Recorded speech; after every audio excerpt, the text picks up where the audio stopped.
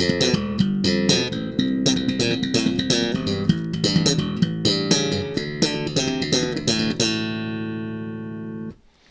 bass family and welcome to Everything Bass. Today we're moving on with slap groove 14, and this is a pattern I really like to play.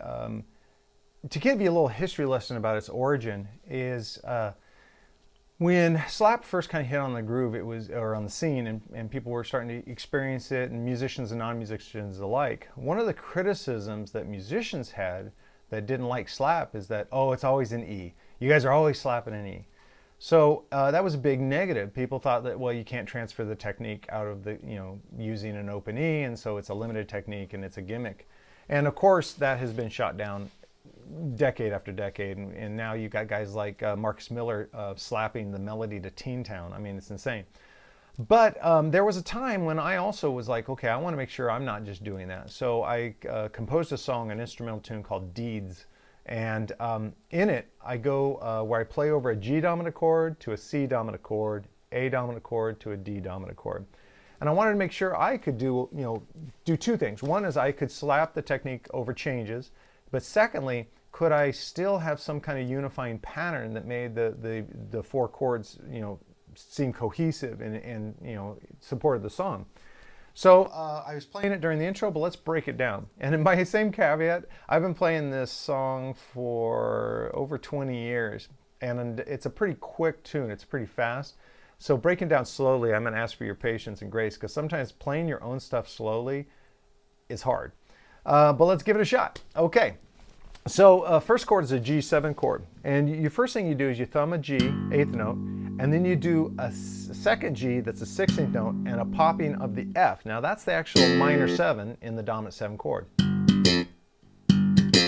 Now after you pop that G, you're going to do another thumb, which is another 16th note, and you pop the 4th fret B, which is the major 3rd of the G dominant chord. So I'm not playing the 5th, but I'm playing the 7, the minor 7, and the major 3rd.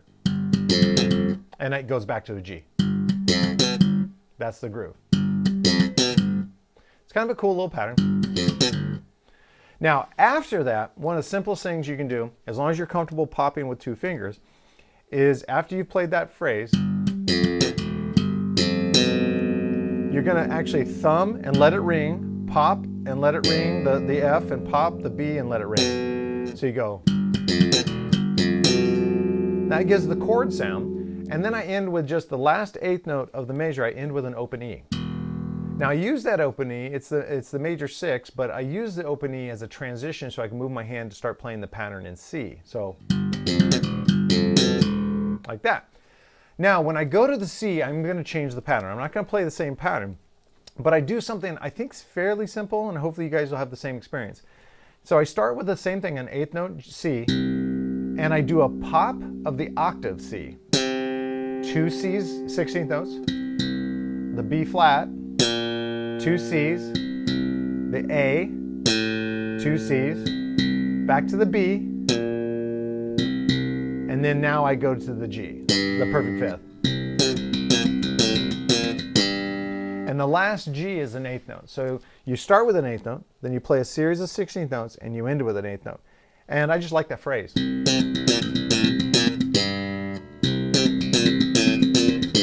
Now you notice I actually started with the wrong finger and had to make a shift the first time I played it there for you. So let me point that out. This will make it, believe me, a lot easier. If you make your middle finger hold down the C, and you go pinky on the octave, tuck the ring finger behind the C, or behind the C if you will, but behind my middle finger, but I don't lift my middle finger. Now index finger here, come down, back up, and then I just let my pinky hit the G. Much easier to play it that way. So measure 3 starts by going up to the A, and if it seems familiar, it's the same pattern I play over the G7. So I go like that. So same thing.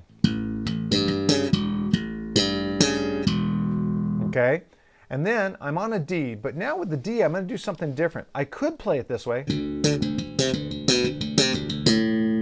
but since I have this open D, I wanted to make it a little different. So I'm going to thumb the open D,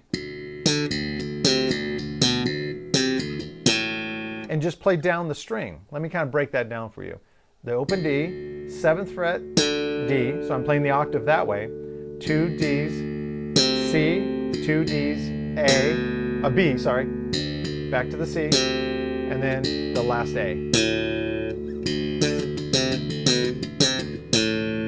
So let me play it as slow as I can so you can see the whole pattern together.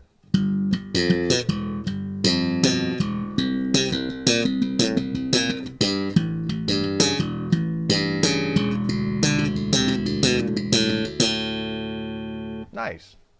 I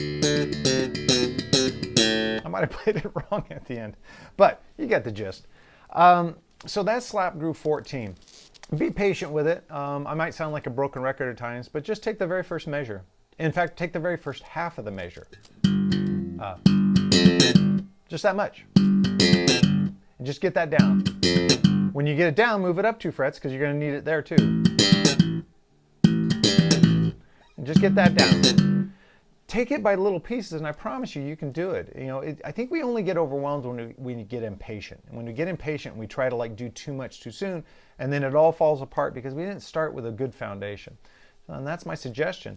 Of course, again, I think it'd be helpful if you became a Backstage Pass member and got the sheet music, because you'll be able to see all the tab. It's written in standard notation, but the tab helps because I'm showing you exactly what fret I'm playing. Whereas sometimes standard notation, you can interpret it and get kind of in the weeds a little bit.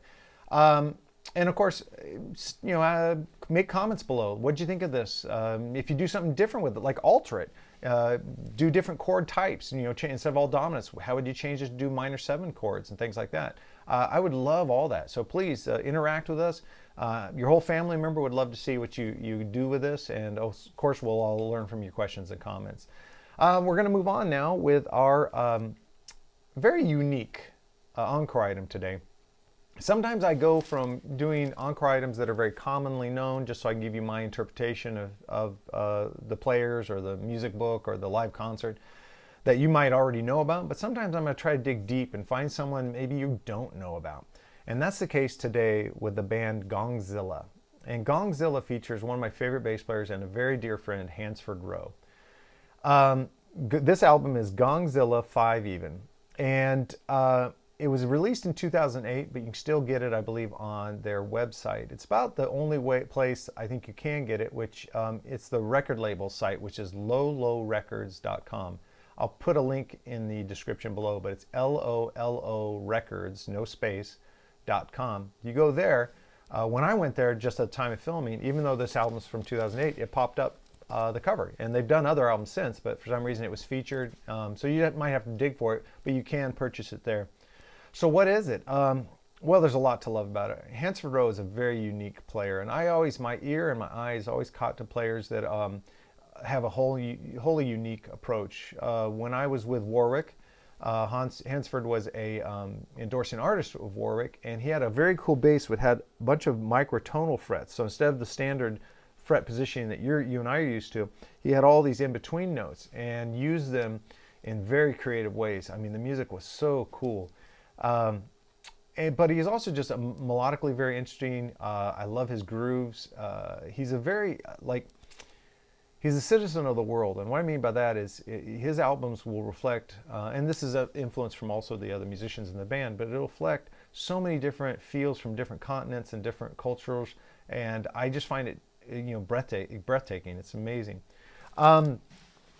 Oh, and here's the other great thing is on 3 of the songs, 5 Even, When the Water's Gone, and Jersey Pines, the fretless bass you'll hear is actually from Kai Eckhart. And I don't know if you guys are familiar with Kai Eckhart, but he's another phenomenal bass player. And I first came aware of him when he played with Vital Information, and I believe it was Fia Fiaga. Kai's another wonderful, amazing player, and you know, he was one of those guys that when Kai would come to Los Angeles and play, I mean, everyone tried to go see him. All the bass players tried to go see him because he's just a player's player. So if you're not familiar with either Kai or Hansford, this is a great way to get a little bit of taste of Kai and a whole lot of Hansford. Hansford even sings on this. So anyway, I do recommend it. Gongzilla 5 Even. 2008. If you look on like some of the streaming services, there's another artist that goes by the name Gongzilla. So that will be the wrong one. I did not see this on Spotify, but you just probably should go and check it out by going to lowlowrecords.com. All right, Slap Groove 14, and of course Gongzilla's album 5 Even. Check out the bass tone too, for both the fretless, but really I was thinking when I said that of Hansford bass tone, which I kind of dig, very much dig. All right, guys, as always, please subscribe to the channel, hit the bell icon so you'll be notified when I do post new videos. I post a lot of videos. And if you don't mind sharing this with other bass players, we're trying to grow the community so that it's a real global network of bass players sharing ideas, sharing videos. You're going to see some videos coming up here, what called family portraits, where I seek out random bass players, ask them to submit videos of their playing, and fill out a little questionnaire, and I'm going to present them to you as get to know your family members. I'm excited about that, as you can't tell. All right, guys, thank you so much. I really appreciate you spending time with me, and I'll see you at our next video. Thanks.